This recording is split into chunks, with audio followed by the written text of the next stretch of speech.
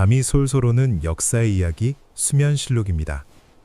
오늘 밤은 55이라는 늦은 나이에 첫걸음을 떼어 일본 전역의 윤곽을 그려낸 불굴의 의지, 이노 타다타카에 대한 이야기를 준비했습니다. 이 별들이 내 길을 보여줄까? 오랜 세월 찾아 헤매었지만 아직 답은 멀리 있는 것 같아. 누군가는 은퇴를 고민할 나이에 그는 오히려 세상을 향한 가장 정밀한 시선을 완성해 나갔죠. 상세한 인물 관계도는 설명란을 참고해 주시고 구독으로 이 깊은 밤의 기록을 응원해 주세요. 에도 시대의 평온한 오후, 치바현 사와라의 한 저택에는 은은한 술향기가 감돌고 있었습니다. 이곳의 주인 이노 타다타카는 가문을 일으킨 성공한 상인이자 마을의 존경을 받는 인물이었지요. 그는 어린 시절부터 숫자에 밝았고 치밀한 계산 능력으로 몰락해가던 집안을 다시 일으켜 세운 입지전적인 인물이었습니다. 하지만 화려한 비단옷과 쌓여가는 금전 앞에서도 그의 마음 한구석에는 채워지지 않는 갈증이 머물러 있었습니다. 젊은 시절부터 그를 사로잡았던 것은 땅의 이치가 아닌 하늘의 이치와 이 세상의 정밀한 모양새였기 때문입니다. 그는 장부를 정리하면서도 문득 창밖의 별을 보며 그 거리를 계산하곤 했습니다. 삶의 의무를 다하기 위해 잠시 접어두었던 꿈이 중년의 끝자락에서 다시금 고개를 들기 시작한 것이지요. 타다타카는 결심했습니다. 이제 타인을 위한 삶이 아닌 오직 진리를 향한 자신의 삶을 살기로 말입니다. 50살이 되던 해, 그는 아들에게 가업을 물려주고 미련 없이 에도로 향하는 보찜을 꾸렸습니다. 에토로 상경한 그가 가장 먼저 찾아간 곳은 당시 최고의 천문학자로 명성이 높았던 타카하시 사쿠에몬의 문화였습니다. 흥미로운 점은 스승인 사쿠에몬은 타다타카보다 무려 19살이나 어렸다는 사실입니다. 머리가 희끗한 노신사가 새파란 청년에게 가르침을 청하러 온 모습은 당시 사람들에게 기이한 광경으로 비쳤을 것입니다. 하지만 타다타카에게 나이는 장벽이 되지 않았습니다. 그는 오히려 자신의 무지를 인정하며 기초적인 삼법부터 복잡한 천체관측법까지 스승의 모든 지식을 스펀지처럼 흡수했습니다. 밤마다 서늘한 공기를 가르며 천문의 궤적을 기록하고 낮에는 서양에서 건너온 지리학 서적들을 탐독하며 지식의 깊이를 더했습니다. 그의 열정은 젊은 제자들조차 혀를 내두를 정도였지요. 이 시기의 배움은 단순한 학문적 유희가 아니었습니다. 훗날 그가 일본 열도의 윤곽을 그리는데 필수적이었던 천체 관측법과 위도 측정의 기초를 다지는 인고의 시간이었습니다. 타다타카가 지도를 만들기로 결심한 결정적인 계기는 매우 학술적인 호기심에서 비롯되었습니다. 당시 지식인들 사이에서는 지구의 크기가 얼마인지, 그리고 위도 1도의 거리가 실제로 어느 정도인지에 대한 논쟁이 치열했습니다. 에도에서 천체를 관측하던 타다타카는 이 의문을 해결하기 위해 직접 발로 뛰어 거리를 측정해보고 싶다는 원대한 포부를 품게 됩니다. 하지만 당시 일본은 막부의 허락 없이 함부로 전국을 돌아다닐 수 없는 시대였습니다. 게다가 천문국에서도 예산 문제로 그의 계획을 탐탁지 않게 여겼지요. 그러나 진심은 통하는 법입니다. 스승 사쿠에몬의 끈질긴 설득과 타다타카의 사비 출연을 조건으로 마침내 막부로부터 홋카이도, 에조치 남부를 측량하라는 허가가 떨어졌습니다. 나이 55, 동년배들이 여생을 정리하며 편안한 죽음을 준비할 때 그는 전대미문의 대장정을 향해 첫 발자국을 내디뎠습니다. 서기 1800년 4월의 어느 이른 아침, 타다타카는 에도의 거리를 벗어나 북쪽을 향해 걷기 시작했습니다. 그의 손에는 정밀한 각도를 재는 분화내이와 보폭을 일정하게 유지하기 위한 측량용 사슬이 들려 있었습니다. 이것은 단순한 여행이 아닌 일종의 고행과도 같은 과학적 탐험이었습니다. 그는 매일 아침 자신의 보폭을 일정하게 유지하며 한 걸음씩 땅을 짚어나갔고 밤이 되면 하늘의 별을 보며 자신의 위치를 재확인했습니다. 당시의 측량법은 도해법이라 불리는 방식으로 직접 걸은 거리와 방향을 기록하여 선으로 연결하는 고된 작업이었습니다. 발바닥에 물집이 잡히고 다리가 붓는 고통 속에서도 그는 멈추지 않았습니다. 55의 육체는 비록 예전 같지 않았으나 그의 눈빛은 그 어느 때보다 총기 있게 빛나고 있었습니다. 역사의 수레바퀴가 한 노인의 발끝에서 천천히 그러나 아주 정밀하게 돌아가기 시작한 순간이었습니다. 타다타카의 여정은 쉼없는 반복의 연속이었습니다. 그는 도해법이라 불리는 방식을 사용했는데 이는 기준점에서 다음 지점까지의 각도를 재고 그 거리를 보폭이나 사슬로 직접 측정하여 선을 이어가는 방식이었습니다. 특히 그는 자신의 보폭을 일정하게 유지하는 데 집착에 가까운 노력을 기울였습니다. 한 걸음의 오차가 쌓이면 전체 지도의 형태가 무너진다는 사실을 누구보다 잘 알고 있었기 때문입니다. 해안가의 고운 모래사장을 지날 때나 거친 자갈길을 지날 때나 그는 항상 동일한 리듬으로 대지를 밟았습니다. 그를 따르는 조수들은 무거운 측량 도구를 짊어지고 그의 뒤를 따랐고 타다타카는 매일 밤 그날의 기록을 정리하며 잉크가 마르기도 전에 다음 날의 경로를 구상했습니다. 이 고된 작업은 단순한 육체 노동을 넘어 일본이라는 거대한 생명체의 윤곽을 실로 꿰매어 나가는 거룩한 의식과도 같았습니다. 사람들은 기이한 도구를 들고 땅을 재는 노인을 보며 고개를 가우뚱거렸지만 그는 오직 발끝에 닿는 대지의 촉감에만 집중했습니다. 낮에 측량이 끝나도 타다타카의 하루는 마감되지 않았습니다. 진정한 정밀함은 밤하늘에서 완성되었기 때문입니다. 그는 산 정상이나 탁 트인 평지의 자리를 잡고 사분해라 불리는 천체 관측 도구를 설치했습니다. 별의 고도를 측정하여 현재 위치의 위도를 계산하는 작업은 지도의 오차를 보정하는 결정적인 열쇠였습니다. 구름이 끼어 별이 보이지 않는 날이면 그는 밤을 새워서라도 하늘이 열리기를 기다렸습니다. 차가운 밤이슬이 옷깃을 적시고 산들바람이 촛불을 흔들어도 그의 눈은 북극성을 향해 고정되어 있었습니다. 당시 일본에는 아직 근대적인 위도와 경도의 개념이 완전히 정착되지 않았으나 타다타카는 서양의 천문학 원리를 현장에 완벽하게 적용하고 있었습니다. 땅 위에서 걸어온 수만 번의 발걸음을 하늘의 별자리에 비추어 검증하는 이 이중의 확인 작업 덕분에 그의 지도는 현대의 위성 지도와 비교해도 손색이 없을 정도의 경이로운 정확도를 갖추게 되었습니다. 물론 자연은 노학자의 길을 쉽게 허락하지 않았습니다.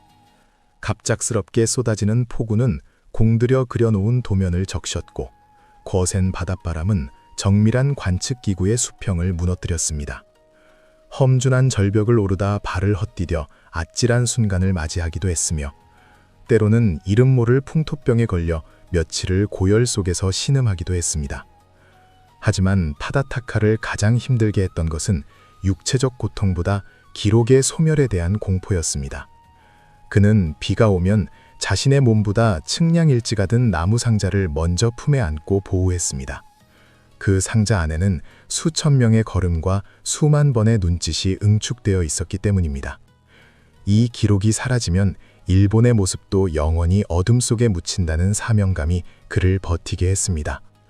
거친 역사의 소용돌이 속에서도 그는 오직 붓 한 자루와 발걸음 하나의 의지에 대자연과 맞섰습니다. 그의 굽은 등은 비바람에 젖어갔지만 그가 그린 선들은 점점 더 단단하고 명료하게 종이 위로 새겨졌습니다. 고독한 여정 중에도 따스한 온기는 존재했습니다. 타다타카의 정성을 알아본 마을 사람들은 측량팀이 도착할 때면 정성껏 지은 밥과 맑은 물을 내어주며 그들을 응원했습니다.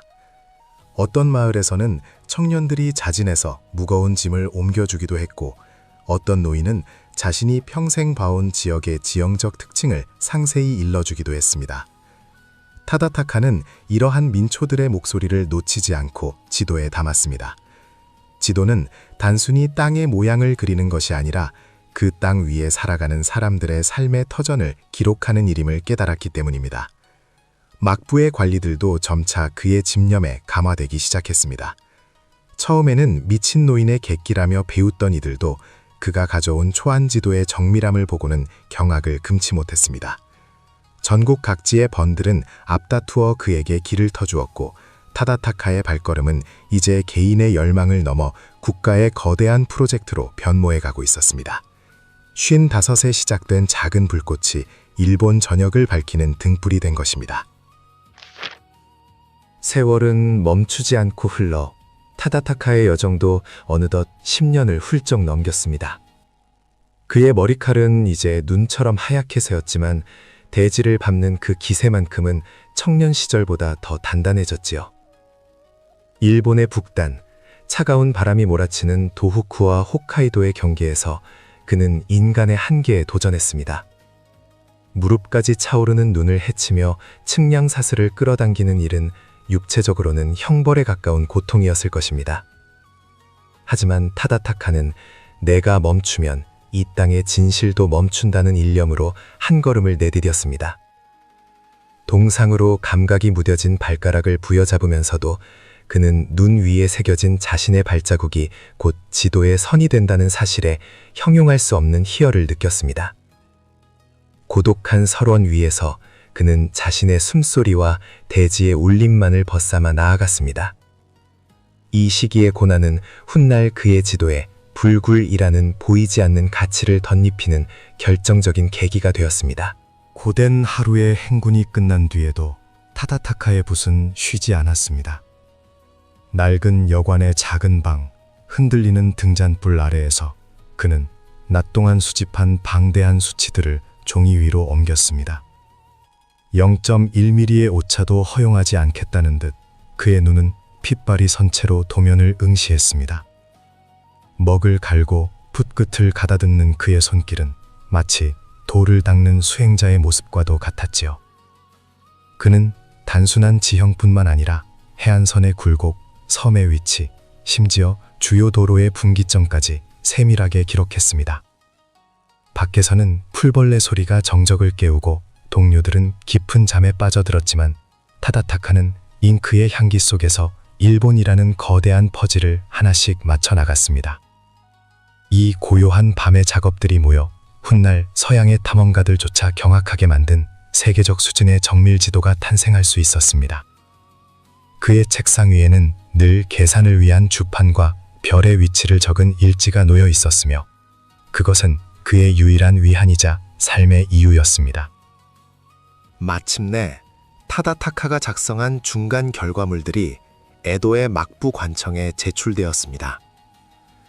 처음에는 그저 노인의 취미 생활 정도로 치부했던 고위 관리들은 눈앞에 펼쳐진 지도를 보고 벌어진 입을 다물지 못했습니다. 그동안 막연하게만 알고 있던 일본의 윤곽이 소름 돋을 정도로 정교하게 그려져 있었기 때문입니다. 특히 험난하기로 유명한 북쪽 변방의 해안선이 마치 하늘에서 내려다본 듯 생생하게 묘사된 것을 본 쇼군과 관리들은 타다타카를 국가의 보물로 대우하기 시작했습니다. 이것은 단순한 그림이 아니라 일본의 뼈대다라는 찬사가 쏟아졌고 막부는 그에게 공식적인 직함과 전폭적인 지원을 약속했습니다. 이제 타다타카의 여정은 한 개인의 도전을 넘어 국가의 명운을 건 대사업으로 격상되었습니다. 하지만 그는 이러한 권위와 명예에 도취되지 않았습니다. 오히려 아직 남쪽의 해안선이 나를 기다리고 있다며 다시금 낡은 집신끈을 조염했을 뿐입니다. 타다타카의 그림자는 길게 늘어난 석양 아래서 더욱 깊어졌습니다. 그는 이제 규슈와 시코쿠를 향해 발걸음을 옮겼습니다. 이미 칠순을 바라보는 나이였지만 그의 의지는 쇠퇴할 줄 몰랐습니다. 길을 가다 마주치는 사람들은 그를 길을 재는 신선이라 부르며 경외심을 표했습니다. 그는 길 위에서 인생의 진리를 깨달았습니다. 위대한 성취란 화려한 도약이 아니라 지루하고 반복적인 작은 걸음들이 모여 이루어진다는 사실을 말입니다. 수만 리의 길을 걷는 동안 그는 수많은 역사의 소용돌이를 목격했고 계절의 변화를 온몸으로 받아냈습니다. 육체는 서서히 말라갔지만 그의 정신은 갈수록 명징해졌습니다. 그는 알고 있었습니다. 자신의 생애가 이 지도를 완성하기 전에 끝날지도 모른다는 것을요. 하지만 그는 두려워하지 않았습니다. 자신이 남긴 발자국이 다음 세대에게 명확한 길잡이가 될 것임을 확신했기 때문입니다. 석양 속으로 사라지는 그의 뒷모습은 나이가 결코 꿈의 장애물이 될 수 없음을 온 세상에 웅변하고 있었습니다. 서기 1818년 이노 타다타카는 73세의 나이로 생애 마지막 등불을 마주하게 되었습니다. 55세에 시작하여 무려 17년 동안 일본 전역을 누빈 그의 발걸음은 총 4만 킬로미터, 즉 지구 한 바퀴를 도는 거리에 달했습니다. 침상에 누운 그의 손은 비록 붓을 잡기 어려울 정도로 가늘어졌지만 그의 머릿속에는 여전히 일본 열도의 구불구불한 해안선과 험준한 산맥의 좌표가 선명하게 살아있었습니다. 그는 숨을 거두는 순간까지도 제자들에게 남은 측량 수치의 보정 방법을 지시하며 지도의 완성을 당부했습니다. 내가 없더라도 이 지도는 반드시 살아 움직여야 한다는 그의 유언은 단순한 유산의 전달이 아닌 진리를 향한 숭고한 정신의 계승이었습니다. 그는 비록 지도의 최종 완성을 직접 눈으로 확인하지는 못했지만 자신의 평생을 바친 길이 결코 헛되지 않았음을 확신하며 편안히 눈을 감았습니다. 한 노인이 일궈낸 집념의 기록은 이제 역사의 차가운 기록을 넘어 일본의 새로운 자부심으로 피어날 준비를 마쳤습니다. 타다타카가 세상을 떠난 후 그의 제자들은 스승의 죽음을 외부에 알리지 않았습니다. 혹여나 지도의 완성이 중단되거나 막부의 지원이 끊길 것을 우려했기 때문입니다. 그들은 스승이 남긴 방대한 관측 일지와 데이터들을 마치 성경처럼 떠받들며 3년이라는 시간 동안 밤낮 없이 지도를 다듬고 채색했습니다. 스승의 보폭 하나, 붓터치 하나에 담긴 정성을 알기에 제자들은 단 하나의 선도 허투루 그릴 수 없었습니다. 타다타카의 정신은 제자들의 손끝을 통해 다시 살아났고 에도의 지리학 연구소는 거대한 일본 열도를 종이 위에 옮겨 담는 거룩한 작업장으로 변모했습니다. 이것은 단순한 지도 제작을 넘어 스승과 제자가 시간을 초월하여 나누는 영혼의 대화였습니다. 마침내 1821년 일본 역사상 가장 정밀한 실측 지도인 대일본 연해 여지 전도가 세상을 향해 그 장엄한 모습을 드러냈습니다.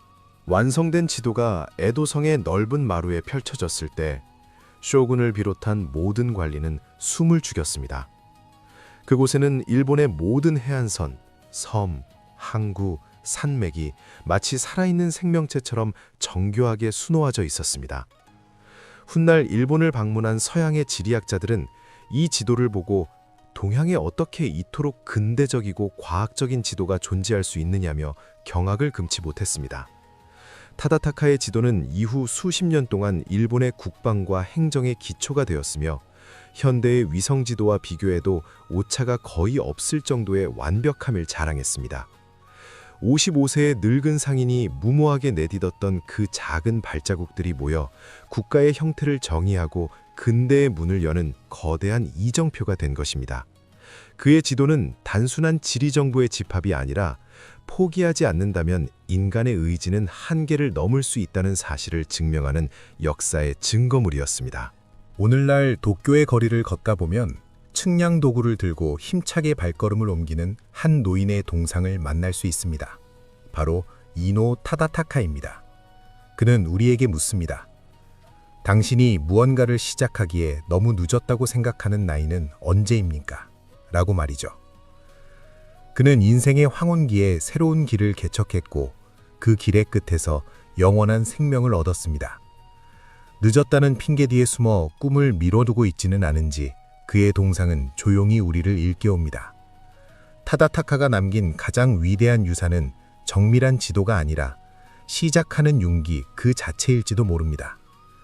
오늘 밤 그의 끈기 있는 발걸음 소리를 자장가 삼아 잠드시는 여러분의 가슴 속에도 작은 용기의 씨앗이 피어나길 바랍니다. 나이는 숫자에 불과하며 진정한 여정은 당신이 결심한 바로 그 순간 시작됩니다. 이 깊은 밤의 기록이 여러분의 꿈에 부드러운 이정표가 되어주길 소망합니다.